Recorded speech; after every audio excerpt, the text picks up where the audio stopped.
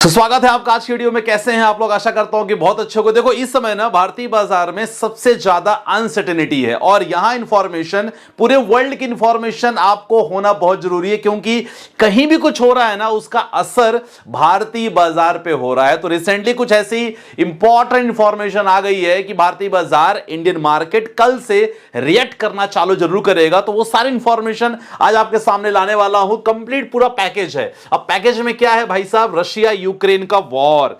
अब देखो सिचुएशन ऐसी है कि ये वॉर लास्ट टाइम जब हुआ था तो इंडियन मार्केट में कितना लॉस हुआ था इसके बारे में बात करने वाले हैं, क्योंकि जब ये वॉर होता है ना बहुत लंबा चलता है। काफी लोग तो ये कह रहे हैं कि भाई वर्ल्ड वॉर 3 की शुरुआत हो चुकी है।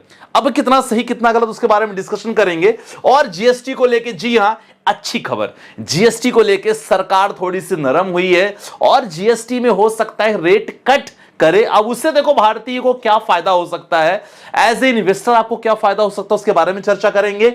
और स्टॉक लेते समय काफी लोग देखो स्टॉक के बारे में लगातार मुझसे पूछते हो, तो बेसिक इंपॉर्टेंट इंफॉर्मेशन है कि स्टॉक के बारे में कि आप क्या चीज देख के स्टॉक पहचान जाओगे वो हम बताने वाले हैं।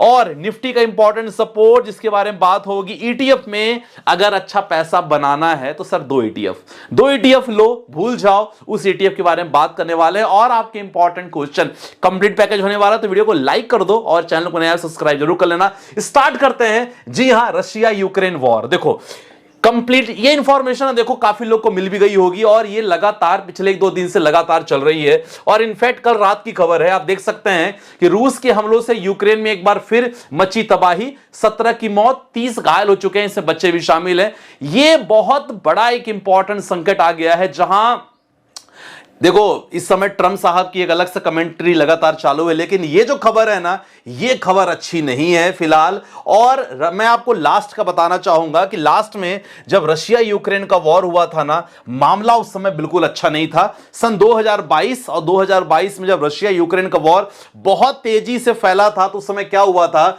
सबसे important factor sir crude oil. अगर क्रूड ऑयल के बारे में बात करेंगे, काफी लोग जो मुझसे जुड़े हैं ना उनको पता हो गया होगा कि देखो क्रूड ऑयल का प्राइस कम होना हमारे लिए कितना जरूरी है।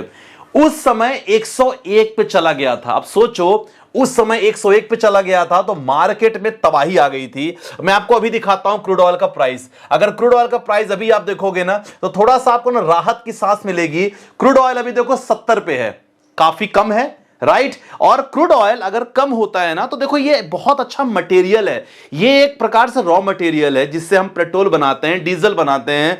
आपका केमिकल इंडस्ट्री में यूज हो रहा है, टायर इंडस्ट्री में यूज हो रहा है, बहुत सारे फार्मा इंडस्ट्री में यूज हो रहा है। तो अगर ये महंगा मिलेगा तो हमारे इंडस्ट्री को महंगा खरीदना होगा। अब महंगा खरीदेंगे भाई साहब, रेवेन्यू रहेगा नहीं, तो क्वार्टर 3 के रिजल्ट खराब होंगे, क्वार्टर 4 के रिजल्ट खराब होंगे, एफआईआई दर्शन नहीं देंगे, अल्टीमेटली शेयर मार्केट लॉस में होगा। तो बहुत इंपॉर्टेंट फैक्टर है। देखो अभी चल रहा है कितना, 70 पे। मैं आपको बताऊं उस समय ना ये लगभग चला गया था, कितना चला गया था उस समय? 101 पे चला गया था। सोचो क्या हाल रही होगी। और रुपीस काफी वीक हो गया था, डॉलर काफी ऊपर हो गया था।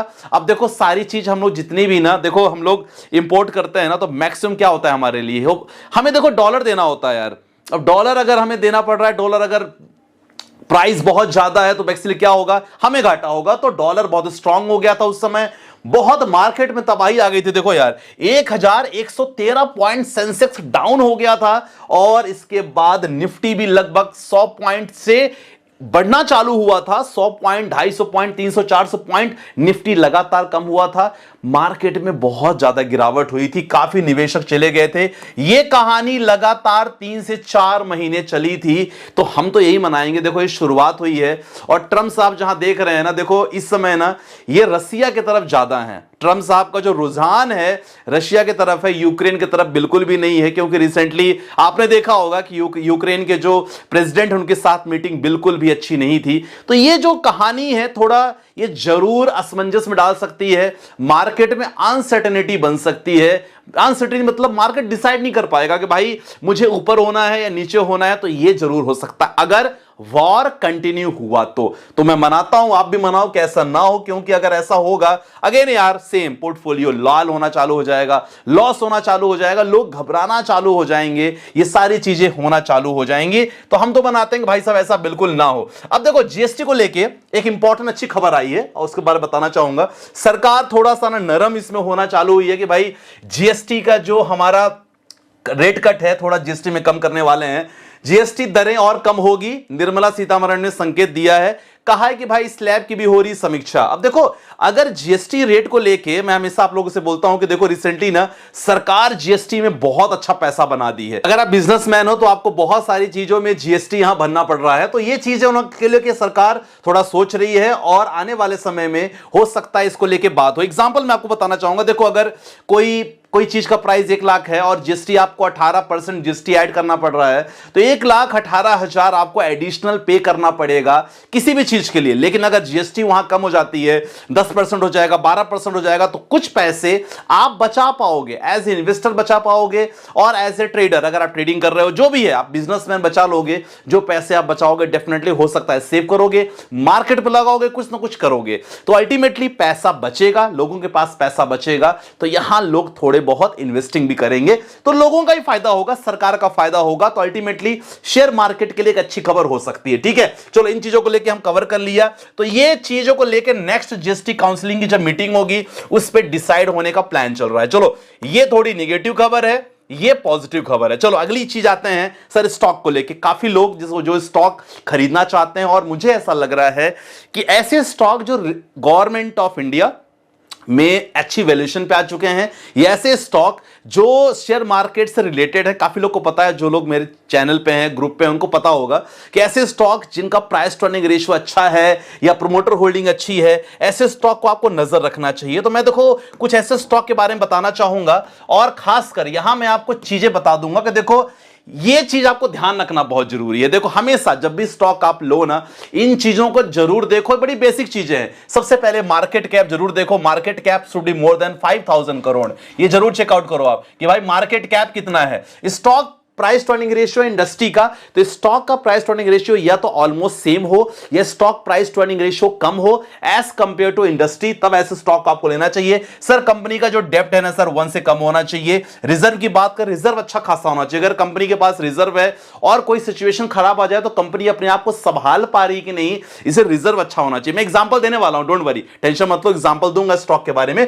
रिजर्व अच्छा होना चाहिए और 50 डीएमए 100 डीएमए आप देख सकते हो। अगर एवरेजिंग अच्छी है तो डेफिनेटली स्टॉक में आप एंट्री कर सकते हो। ROC return capital employed, return equity, ये भी लगभग आपका 20 से ऊपर होना चाहिए, हमेशा चेकआउट करो। क्वार्टर के रिजल्ट्स देखो, 3-4 क्वार्टर के रिजल्ट्स में अगर 1-2 खराब हो तो कोई दिक्कत नहीं, लेकिन कंपनी का अगर बिजनेस अच्छा है, फंडामेंटल अच्छा है, तो आप फोकस कर सकते हो। Promoter holding should be more than 50%, ऐसा मैं सोचता हूं। आप अगर ऐसे स्टॉक को देख रहे हो डेफिनेटली आपको एंट्री करना चाहिए, या ऐसे स्टॉक में जिसका प्रमोटर होल्डिंग बिल्कुल ना के बराबर हो, कम के बराबर हो, तो बाकी पैरामीटर जरूर चेकआउट करो। पब्लिक जो होल्डिंग है ना, पब्लिक ऐसे स्टॉक में जिस स्टॉक में होल्डिंग पब्लिक की लगभग 90% है, 95%, सर दूर रहो ऐसे स्टॉक से। पब्लिक की होल्डिंग अगर 90% से ऊपर है, दूर रहो। और अगर पब्लिक की होल्डिंग कम है ना, तो धीरे धीरे उसमें अपनी होल्डिंग बनाना चालू करो। एफआईआईस की होल्डिंग जरूर चेक करो, डीआईएस की होल्डिंग जरूर चेक करो। मैं आपको एग्जांपल दिखाना चाह रहा हूं, do not take as recommendation, केवल आपके एग्जांपल है। चलो मैं बात करने वाला हूं एक ऐसे स्टॉक के बारे में जहां आपको सब कुछ देखने को मिलेगा। जी हां, आईआरसीटीसी। मार्केट कैप चेकआउट करो, market cap more than 56,000 crore है। स्टॉक पे इंडस्ट्री पी देखो, स्टॉक पे 45 है, इंडस्ट्री 45 है, बिल्कुल आसपास है।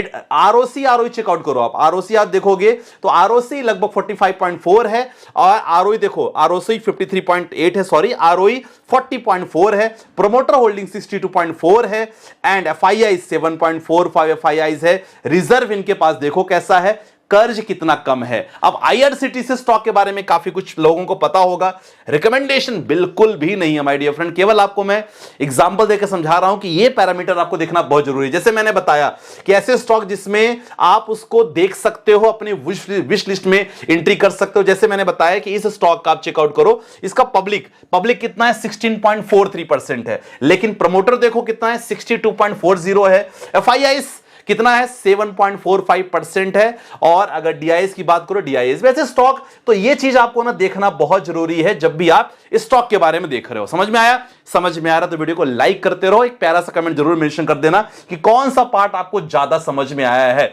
चलो अब निफ्टी के बारे में बात करेंगे सपोर्ट को लेके। देखो निफ्टी का जो सपोर्ट है ना सर, काफी लोग बात करते रहते हैं कि देखो निफ्टी का क्या है। मुझे ऐसा लग रहा है, ये मेरा पर्सनल पॉइंट ऑफ व्यू है कि 25,000 जो 500 है ना, 25,300 से 25,500 का जो सपोर्ट आसपास ही रहे निफ्टी, भाई ना आगे बढ़े कोई दिक्कत नहीं, लेकिन अगर नेक्स्ट वीक में पूरे वीक अगर कंप्लीट रहेगा तो सर हमारे लिए बहुत अच्छा है, इंडियन मार्केट के लिए बहुत अच्छा है। हालांकि काफी लोग कह रहे हैं कि भाई निफ्टी 22,700 का भी एक इंपॉर्टेंट सपोर्ट हो सकता है। बाकी देखते हैं मार्केट में क्या होता है। चलो निफ्टी का हमने चेकआउट कर लिया, अब ईटीएफ के बारे में बात करेंगे। देखो बहुत चीजें आपके सामने प्रेजेंट कर रहा हूं एक ही वीडियो में, कंप्लीट पैकेज है। ईटीएफ को लेकर सब लोग कोशिश करते रहते हैं कि सर ईटीएफ में क्या निवेश करना है। देखो म्यूचुअल फंड में कर रहे हो, बहुत अच्छी बात है। 100 रुपए है आपके पास, 100 रुपए में 30 रुपीज म्यूचुअल फंड में कर सकते हो, 20 रुपीज आप चाह सकते हो स्टॉक मार्केट में कर सकते हो। बाकी जो 50 रुपए आपका है, तो 50 रुपए में कुछ इमरजेंसी फंड रखो, बाकी उसमें से 20-30 रुपए मैं केवल एक एवरेज समझाने के लिए कह रहा हूं, उसमें ईटीएफ में निवेश करो। और 2 ईटीएफ इंडिया की टॉप 100 कंपनी में निवेश करो और टेंशन फ्री रहो। यार मैं आपको एक चीज कहता हूं, निफ्टी 50-20 और एसबीआई ईटीएफ निफ्टी नेक्स्ट 50, मतलब इंडिया के टॉप 50 कंपनी और उससे 50 कंपनी और आगे, मतलब इंडिया के टॉप 100 कंपनी में अगर आप ईटीएफ पे निवेश कर रहे हो, जब बिल्कुल समझ में ना, मैंने क्या लिखा है, जिनका दिमाग ही काम नहीं करे खासकर ऐसे मार्केट में, तो वो ऐसे ईटीएफ में पैसे डालो, भूल जाओ भाई, कोई टेंशन नहीं लेनी है। 100%, मोर देन 100% का रिटर्न मिला है यहां 5 इयर्स में ईटीएफ का, तो ये रिटर्न आगे पीछे हो सकता है एज पर द मार्केट। चलो हमने ये चीज कवर कर लिया, अब आते हैं सर आपके क्वेश्चन पे। क्वेश्चन है संतोष जी का, सर A38 है, मैंने अभी जनवरी 2025 से चालू किया है, 30,000 के एसआईपी और 20% मैं इसमें कर रहा हूं, स्टेप अप भी कर रहा हूं 20%, बहुत बढ़िया। एक्सिस वैल्यू फंड भाई रेगुलर से बेटर है, अगर आप डायरेक्ट में आते हो तो बहुत अच्छी बात है, 1% आपको ज्यादा मिलेगा। बंधन स्मॉल, चलो ये आपने ठीक है, बंधन small cap 5,000, Invesco manufacturing 5,000, ITI large and mid cap 5,000, Kotak banking and financial services 5,000। देखो ये जो है ना, आपने सेक्टोरियल फंड्स बहुत ज्यादा लेके रखा है। एक तो मैंने देखो मैन्युफैक्चरिंग आपने ले लिया है, तो यहां बैंकिंग फाइनेंशियल लेने की जरूरत नहीं है, बेटर यहां कोई लार्ज एंड मिड कैप ले लो या फ्लैक्सी कैप ले लो, ये बहुत अच्छा रहेगा। और ये इनोवेशन फंड, ये देखो ये दोनों आपको हटाने की जरूरत है, लार्ज एंड मिड कैप 5,000 में करो, यहां फ्लैक्सी कैप फंड लो, बाकी सब परफेक्ट है। ठीक है सर, 35 साल का एज है, SIP portfolio SBI small cap Nippon, sir इसमें से कोई एक ही रखो, 1000 का प्लान करो, कोई दिक्कत नहीं है। JM flexi cap fund okay है, मोतीलाल ठीक है, एसबीआई कॉन्ट्रा परफेक्ट है। पोर्टफोलियो आप भेजते रहो, कंसल्टेंसी की हेल्प ले सकते हो, जहां आपको दिन में पोर्टफोलियो मिल जाता है।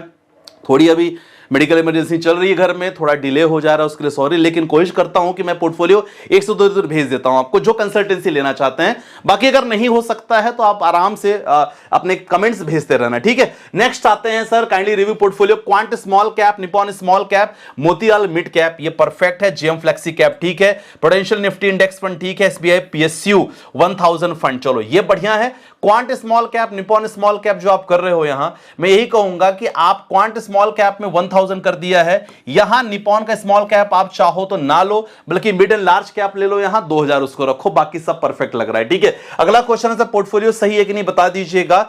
बंधन स्मॉल कैप में 25,000, इन्वेस्को इंडिया स्मॉल कैप में 25,000, टाटा स्मॉल कैप फंड में 24,000, पराग पर बढ़िया है। मुझे लगता है कि आप यहां लमसम किए हो तो कंप्लीट कंटिन्यू करते रहना, बढ़िया पोर्टफोलियो है। लास्ट पोर्टफोलियो एक और रिव्यू करने आते हैं सर, 5,000 रुपए के एसआईपी चालू है, एडिट करने की जरूरत क्या है। Quant small cap 1000, Canara bank small cap 1000, Nippon India large and mid cap ठीक है, मोतीलाल मिड कैप है, फ्लेक्सी कैप ठीक है, बहुत बढ़िया है। आप इन दोनों में से एक फंड लो, उसमें 2000 डालो, बाकी सब परफेक्ट है। तो आई होप काफी कुछ कवर हुआ, वीडियो को लाइक कर देना, अगर पसंद आए तो चैनल पे नया सब्सक्राइब कर लेना।